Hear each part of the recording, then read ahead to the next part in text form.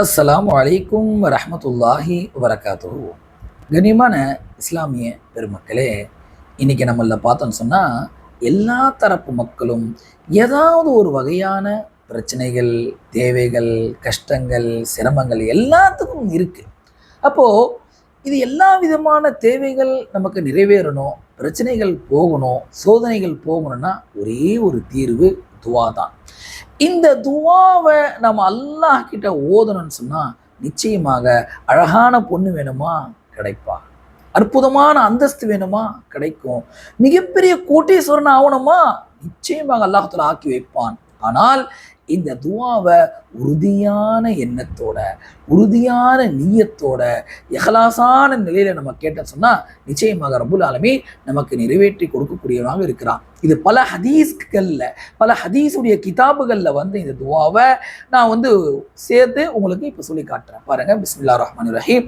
அல்லாஹும்ம லா காபித லிமா பஸத்த வலா பாஸித லிமா கபவ்த வலா ஹாதிய லிமன் அضللت ولا مضل لمن هديت ولا معطي لما منعت ولا مانع لما أعطيت ولا مقرب لما باعدت ولا مباعد لما قربت اللهم بسط علينا من بركاتك ورحمتك وفضلك ورزقك اللهم إني أسألك النعيم المقيم الذي لا يحول ولا يزول اللهم إني أسألك النعيم يوم العيلة والأمن يوم الخوف اللهم إني أعوذ بك من شر ما أعطيتنا وشر ما منعتنا اللهم حبب إلينا الإيمان وزينه في قلوبنا وكره إلينا الكفر والفسوق والعصيان وجعلنا من الراشدين اللهم توفنا مسلمين واحينا مسلمين والحقنا بالصالحين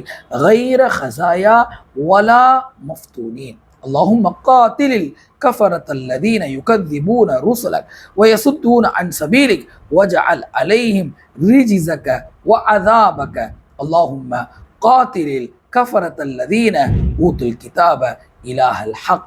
இந்த துவாவை நம்ம அதிகமாக ஓதணும்னு சொன்னால் நிச்சயமாக ரப்புல் ஆலமீன் நம்ம அனைவருடைய சிரமங்கள், கஷ்டங்களை போக்கி வைப்பான்.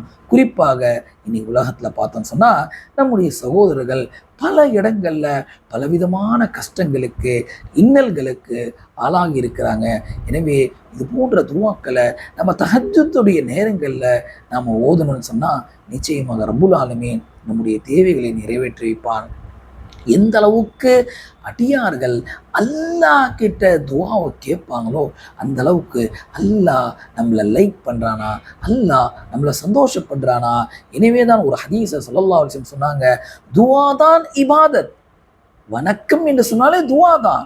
ஏன்னு சொன்னால் துவாவில் ஒரு விதமான பணிவு இருக்கும், ஒரு விதமான உள்ளச்சம் வரும். எனவே அல்லாஹ்விடத்தில் அதிகமாக கேட்டு பெறக்கூடிய நல்மக்களாக அல்லாஹ் ரப்புல் ஆலமீன் உங்களையும் என்னையும் ஆக்கி அல்புரிவானாக. ஆமீன்.